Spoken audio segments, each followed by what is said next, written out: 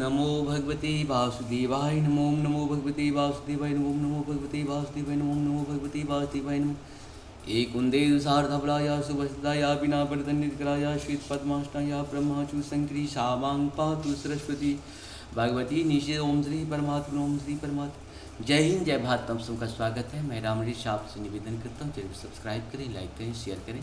सत्य के साथ, सनातन के साथ, धर्म के साथ, विचार के साथ, बुद्धि के साथ, विश्वास के साथ, परंपरा के साथ, विरासत के साथ, अपनों के साथ, परायों के साथ, राष्ट्र के साथ, दुनिया के साथ, पृथ्वी के साथ, समुद्र के साथ, अग्नि के साथ, जल के साथ, वायु के साथ, समुद्र के साथ, आसमान के साथ, सूर्य के साथ, चंद्रमा के साथ हम लोग खरे थे, खरे हैं और खरे रहेंगे।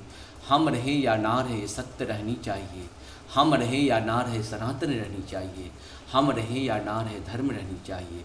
धर्म एक था, एक है, वो है सत्य सनातन की जय हो। जब तक सत्य सनातन का जय नहीं होगा तब तक अधर्म का नाश नहीं होगा।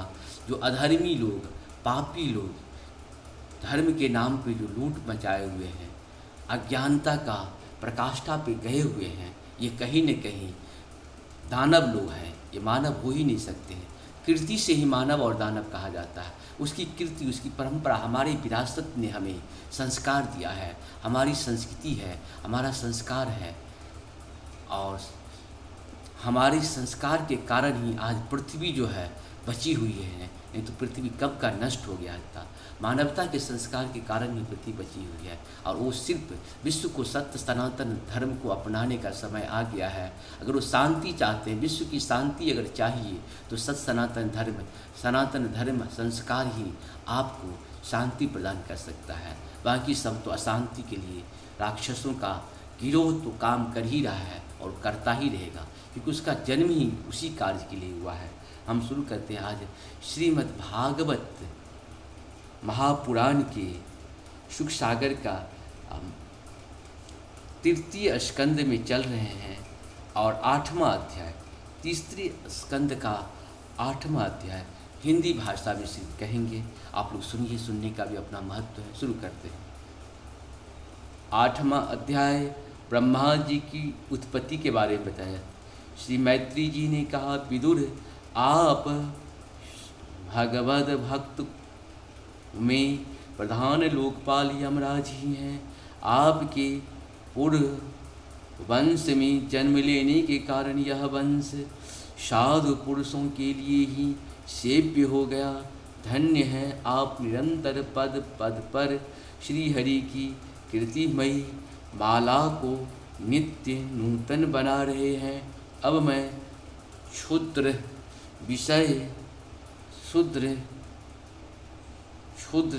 विषय सुख की कामना से महान दुखों को मोल लेने वाले पुरुषों की दुख निवृत्ति के लिए श्रीमद् भागवत महापुराण प्रारंभ करता हूँ, जिसे स्वयं श्री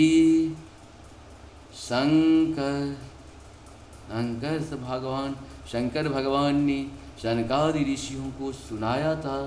अखंड ज्ञान संपन्न आदिदेव शंकर भगवान पाताल लोक में विराजमान थे।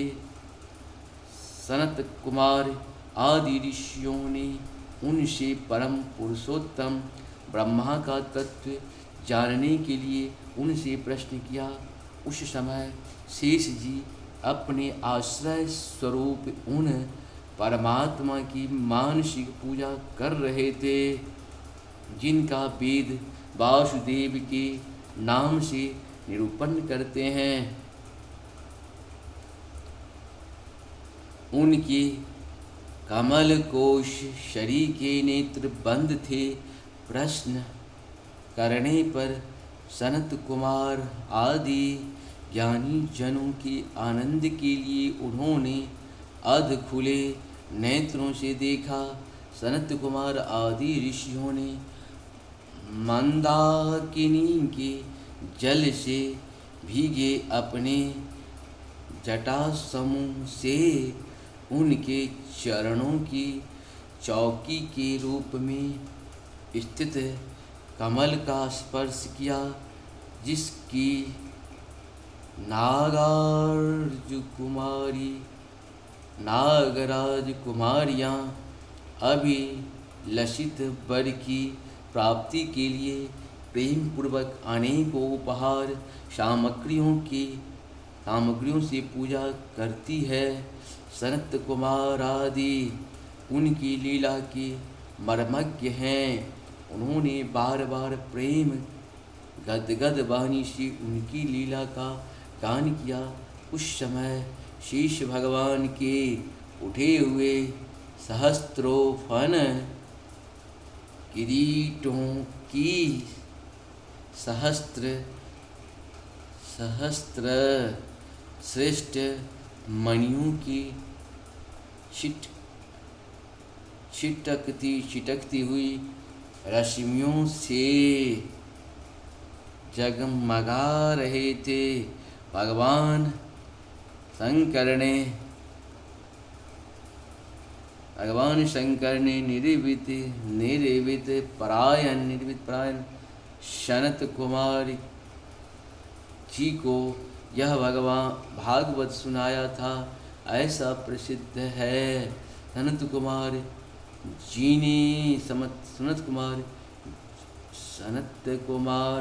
जी ने फिर इसे परम व्रतशील सांख्यायन मुनि को उनके प्रश्न करने पर सुनाया। परमहंसों में प्रधान सांख्यायन जी को जब भगवान की विभूतियों का वर्णन करने की इच्छा हुई, तब उन्होंने इसे अपने अनुगत शिष्य हमारे गुरु श्री पराशर जी को और बृहस्पति जी को सुनाया। इसके पश्चात परम दयालु पराशर जी ने पुलस्त्य मुनि के कहने से यह आदि पुरुष मुझसे कहा, वत्स श्रद्धालु और सदा अनुगत देखकर अब वही पुराण मैं तुम्हें सुनाता हूँ। सृष्टि के पूर्व यह संपूर्ण विश्व जल में डूबा हुआ था। उस समय एकमात्र श्री नारायण शेष शैया पर ओढ़े हुए थे। वे अपनी ज्ञान शक्ति को अक्षुण्ण रखते हुए श्री योग निद्रा का आश्रय ले अपने नेत्र मूंदे हुए थे। सृष्टि कर्म से अवकाश लेकर आत्मानंद में मग्न थे।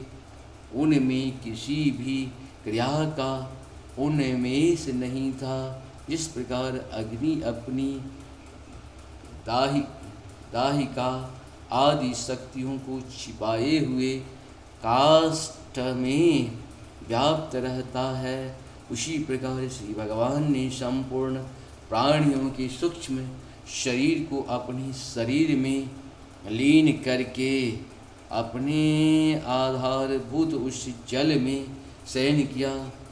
उन्हें सृष्टि काल आने पर पुनः जगाने के लिए केवल काल शक्ति को जागृत रखा।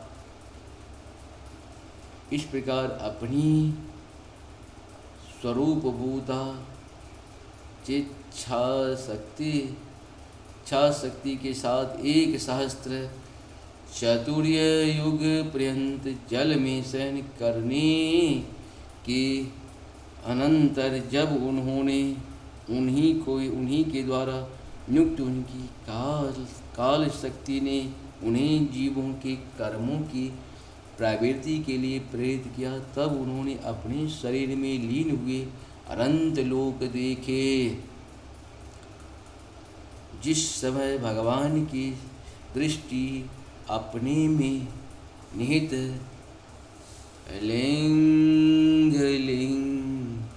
लिंग शरीरादि सूक्ष्म तत्व पर पड़ी, तब वह कालाश्रित रजोगुण से क्षुभित होकर सृष्टि रचना के निमित्त उनके नाभि देश से बाहर निकला। कर्म शक्ति को जागृत करने वाला काल के द्वारा विष्णु भगवान को नाभि से प्रकट हुआ वह सूक्ष्म तत्व कमल कोश के रूप में सहसा ऊपर उठा और उसने सूर्य के समान अपने तेज से उस अपार जल राशि को वेदी शयमान कर दिया। संपूर्ण गुणों को प्रकाशित करने वाले उस सर्व लोकमय कमल में वे विष्णु भगवान ही अंतर्यामी रूप से प्रविष्ट हो गए। तब उसमें से बिना बढ़ाए ही स्वयं संपूर्ण वेदों को जानने वाले साक्षात वेद मूर्ति श्री ब्रह्मा जी प्रकट हुए, जिन्हें लोग स्वयंभू कहते हैं।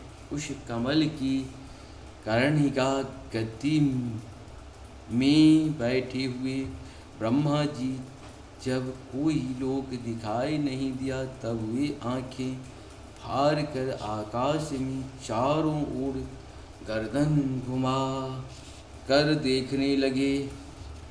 इससे उनके चारों दिशाओं में चार मुख हो गए।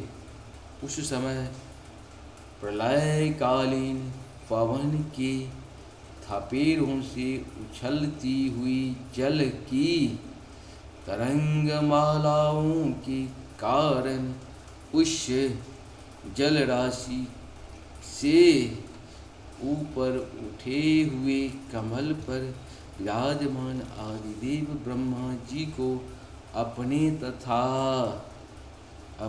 तथा उस लोक तत्व रूपी कमल का कुछ भी रहस्य न जान पड़ा। वे सोचने लगे, इस कमल की कर्णिका पर बैठा हुआ मैं कौन हूँ? यह कमल भी बिना किसी अन्य आधार के जल में कहाँ से उत्पन्न हो गया?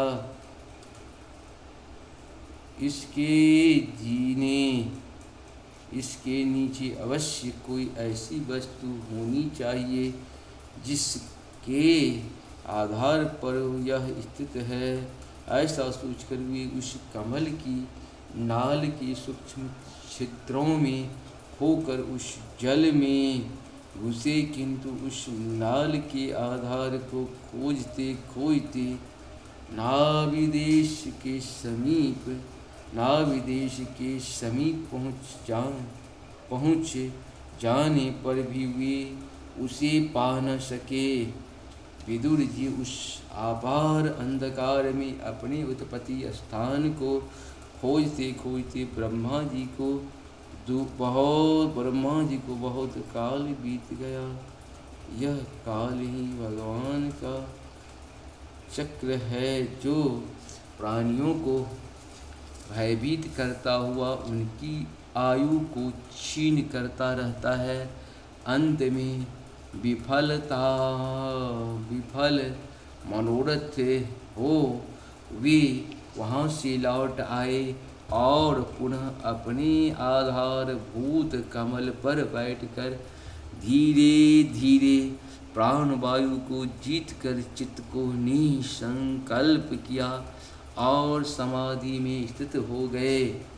इस प्रकार पुरुष की पूर्ण आयु के बराबर काल तक अर्थात दिव्य 100 वर्ष तक अच्छी तरह योगाभ्यास करने पर ब्रह्मा जी को ज्ञान प्राप्त हुआ। तब उन्हीं ने अपने उस अधिष्ठान को विष्णु भगवान की अंतर्यामी रूप में प्रविष्ट हो गए, जिसे वे पहले खोजने पर विष्ट पहले कोई ने पर भी नहीं देख पाए थे। अपने ही अंतःकरण में प्रकाशित होते देखा। उन्होंने देखा कि उस प्रलय कालीन जल में शेष जी के कमल नाल सदृश गौर और विशाल विग्रह की सैया पर पुरुषोत्तम भगवान अकेले ही लेटे हुए हैं। शेष जी के 10,000 फन छत्र के सामान फैले हुए हैं। उनके मस्तकों पर किरीट शोभायमान है। उनमें जो मणियाँ जड़ी हुई है उनके कांति से चारों ओर का अंधकार दूर हो गया है। वे अपने श्याम शरीर को आभा से मरकत मणि के पर्वत की शोभा को लज्जित कर रहे हैं। उनकी कमर का पीतपट पर्वत के प्रांत देश में छाए हुए सायंकाल के पीले पीले चमकीले मेघों की आभा को मलिन कर रहा है। सिर पर सुशोभित स्वर्ण मुकुट स्वर्णमय शिखरों का मान मर्दन कर रहा है। उनकी बनमाला पर्वत के रत्न जल प्रपात औषधि और पुष्पों की शोभा का परास्त कर रही है तथा उनकी भुजदंड वेणुदंड का और चरण वृक्षों का तिरस्कार करते हैं। उनका वह श्री विग्रह अपने परिमाण से लंबाई चौड़ाई में त्रिलोकी का संग्रह किए हुए है। वह अपनी शोभा से विचित्र एवं दिव्य वस्त्र भूषणों की शोभा को सुशोभित करने वाला होने पर भी पीताम्बर आदि अपनी वेशभूषा से सुसज्जित हैं। अपनी अपनी अभिलाषा की पूर्ति के लिए भिन्न भिन्न मार्गों से पूजा करने वाले भक्त जनों को कृपा पूर्वक अपने भक्त वांजकल्प तरु चरण कमलों का दर्शन दे रहे हैं, जिनके सुंदर अंगुली दल नख चंद्र की चंद्रिका से अलग अलग स्पष्ट चमकते रहते हैं। सुंदर नासिका अनुग्रह वर्षी भावे कानों में झिल मिलाते हुए कुंडल को शोभा बिंबा फल के सामान लाल लाल अधरों की कांति एवं लोकार्तिहारी मुस्कान से युक्त मुखारबिंद के द्वारा वे अपने उपासकों का सम्मान अभिनंदन कर रहे हैं। वत्स उनके नितंब देश में कदम्ब कुसुम की केसर के समान पीत वस्त्र और स्वर्णमयी मेखला सुशोभित हैं तथा वक्षस्थल में अमूल्य हार और सुनहरी रेखा वाले श्रीवत्स चिन्ह की अपूर्व शोभा हो रही है। वे अव्यक्त मूल चंदन वृक्ष के समान हैं। महामूल्य केयूर और उत्तम मणियों से सुशोभित उनकी विशाल भुजदंड ही मानो उसकी सहस्त्रों शाखाएं हैं और चंदन के वृक्ष में जैसे बड़े बड़े सांप लिपटे रहते हैं, उसी प्रकार उनके कंधों को शेष जी के फनों ने लपेट रखा है। वे नागराज अनंत के बंधु श्री नारायण ऐसे जान पड़ते हैं मानो कोई जल से गिरे हुए पर्वतराज ही हों। पर्वत पर जैसे अनेकों जीव रहते हैं, उसी प्रकार भी संपूर्ण चराचर के आश्रय हैं। शेष जी के फनों पर जो सहस्त्रों मुकुट हैं, वे ही मानो उस पर्वत के स्वर्ण मंडित शिखर है तथा वक्षस्थल में विराजमान कौस्तुभ मणि उसके गर्भ से प्रकट हुआ रत्न है।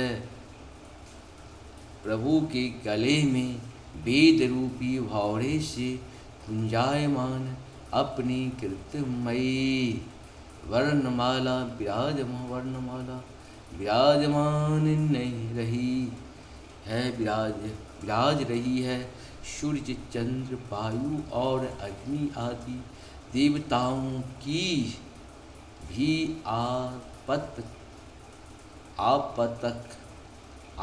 तक पहुँच नहीं है तथा त्रिभुवन में बेरोक टोक विचरण करने वाले सुदर्शन चक्रादि आयुध भी प्रभु के आसपास ही घूमते रहते हैं। उनके लिए भी आप अत्यंत दुर्लभ हैं। तब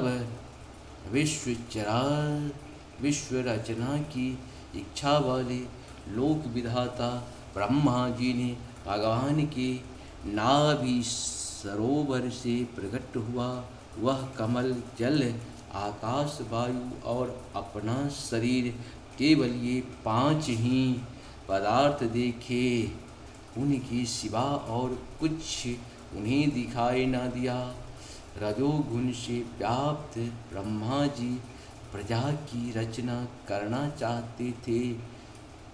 जब उन्होंने सृष्टि के कारण रूप केवल ये 5 ही पदार्थ देखे, तब लोक रचना के लिए उत्सुक होने के कारण वे आचिंत्य गति श्री हरि में चित्त लगाकर उन परम पूजनीय प्रभु की स्तुति करने लगे। इस प्रकार से हम लोग का पूर्ण हुआ। जय श्री राम, हर हर महादेव, जय हो श्री।